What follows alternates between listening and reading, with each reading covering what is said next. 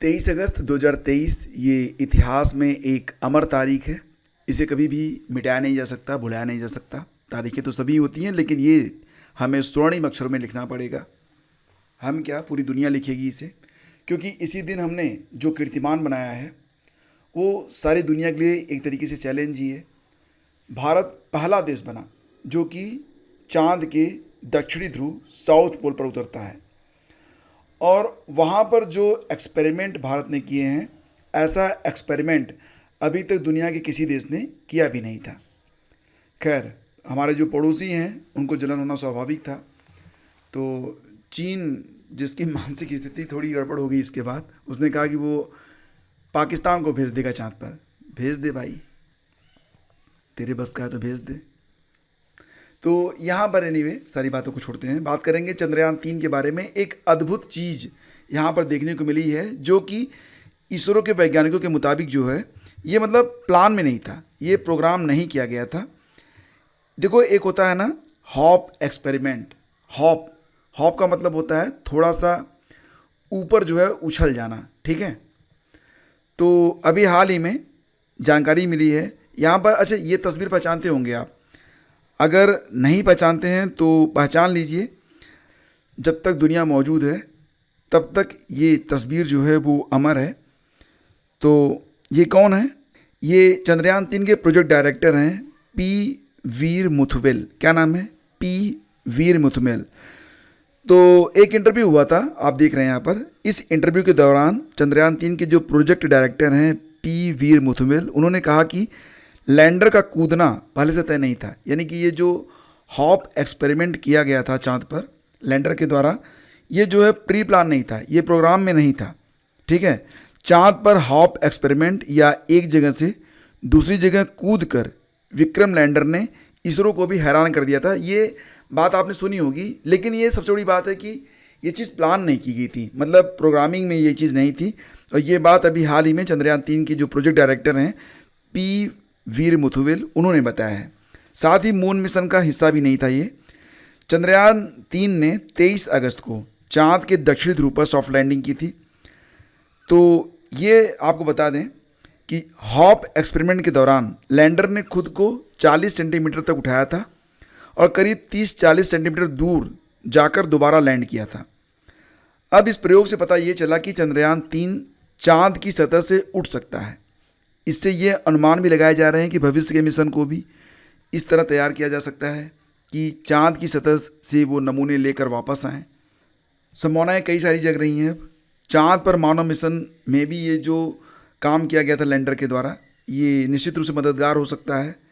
चंद्रयान 3 ने चांद पर जिस जगह पर सॉफ्ट लैंडिंग कर इतिहास रचा था, उसे भारत की ओर से शिव शक्ति पॉइंट नाम दिया गया। तो प्रोजेक्ट डायरेक्टर का कहना है कि 14 दिनों, यानी कि चांद पर एक दिन के बराबर, पृथ्वी के जो 14 दिन होते हैं वो चांद पर एक दिन के बराबर होते हैं। तो जो प्रोजेक्ट डायरेक्टर हैं, इनका कहना है कि 14 दिनों की यात्रा के दौरान विक्रम लैंडर और प्रज्ञान रोवर ने कई महत्वपूर्ण और अहम जानकारियाँ भेजी हैं।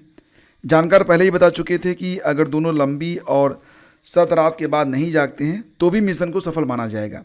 फिलहाल वर्तमान समय में आपको पता ही है कि हमारे जो वैज्ञानिक हैं वो लगातार, इसरो जो है लगातार लैंडर से और रोवर से संपर्क साधने का प्रयास कर रहा है, लेकिन दोनों फिलहाल गहरी नींद से जाग नहीं रहे हैं। और हाँ, इन चीज़ों के बीच ये एक चीज़ जो है सामने आई है निकल के। अभी जो लैंडर और रोवर है ना, उनके लिए 72 घंटे से भी थोड़ा ज़्यादा वक्त अब बचा है। इसके बाद चाँद पर दोबारा से रात होने वाली है और जो तापमान होता है वो -200 डिग्री सेल्सियस तक गिर जाता है। तो गुजरते वक्त के साथ ही भारत के दोनों दूत विक्रम लैंडर और रोवर प्रज्ञान के फिर से उठने की उम्मीदें जो हैं वो ख़त्म हो रही हैं। इसरो ने कहा है कि अगर वे नहीं उठे तो वे हमेशा के लिए चाँद पर भारत के दूत बनकर रहेंगे। हालांकि उनको जानना चाहिए कि अगर वे हमेशा के लिए चाँद पर सो गए तो वो वहाँ पर अकेले नहीं होंगे। जी हाँ, चाँद की सतह पर उनके आसपास कुछ और लैंडर रोवर सो रहे हैं। यह कुछ दूतावास जैसा है, जहाँ दुनिया के कई देशों के दूत जो हैं वो मतलब दुनिया के कई सारे ऐसे लैंडर और रोवर हैं जो वहाँ पर काफ़ी लंबे समय से सो रहे हैं। तो 2 सितंबर को इन्हें स्लीप मोड में डाल दिया गया था। खैर जो हमारे लैंडर हैं और रोवर हैं ये शायद नींद से ना जगे, कोई बात नहीं, लेकिन चंद्रयान 3 का जो प्रोपल्सन मॉड्यूल है, ठीक है, उससे जो है हमारी जो आस है वो बनी रहेगी। चंद्रयान 3 का प्रोपल्सन मॉड्यूल लगातार 58 दिनों से चाँद के चारों तरफ चक्कर लगा रहा है। उसने अब तक काफ़ी डेटा भेजा है। उसमें एक यंत्र लगा है जिसका नाम है सेप, यानी कि स्पेक्ट्रोपोलेट्रीमेट्री ऑफ हैबिटेबल प्लैनेट अर्थ। यह अंतरिक्ष में छोटे ग्रहों की खोज में लगा है, साथ ही एक्सो प्लैनेट्स की भी खोज कर रहा है। एक्सो प्लैनेट्स यानी कि सौर मंडल के बाहर मौजूद ग्रहों की जांच पड़ताल ये कर रहा है। फिलहाल सेप SHAPE के जरिए ग्रहों पर जीवन के संकेत या इंसानों के रहने लायक ग्रहों की खोज करना है।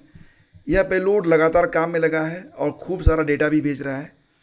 ये ग्रहों की जांच के लिए नियर इंफ्रारेड यानी कि NIR वेवलेंथ का इस्तेमाल करता है, यानी कि हमारे चाँद की चारों तरफ चक्कर लगाते लगाते यह सौरमंडल के बाहर मौजूद ग्रहों की स्टडी भी कर रहा है। दिक्कत यह है कि ये तभी ऑन होता है जब धरती के विजुअल रेंज में आता है, लेकिन ये आने वाले कई सालों तक फिलहाल एक्टिव रहेगा, ऐसी जानकारी यहाँ पर मिल रही है। तो दोस्तों यहाँ पर फिलहाल अब चंद्रयान 3 मिशन को वैज्ञानिक जो है वो मान रहे हैं कि शायद ये मिशन अब समाप्त हो गया है, क्योंकि अब पुनः शिवशक्ति पॉइंट के आसपास, शिवशक्ति पॉइंट पर अब घना अंधेरा छाने वाला है। और अंधेरे में तो बिना सोलर एनर्जी के हमारे जो लैंडर और रोवर हैं ये जगेंगे नहीं। फिलहाल जो कुछ भी हुआ वो भारत के लिए अविस्मरणीय है और इतिहास में, और निश्चित रूप से भविष्य में भारत की जो अंतरिक्ष शक्ति है उसको कई गुना बढ़ाने में ये सारी चीज़ें काफ़ी मददगार रहेंगी। Thank you so much.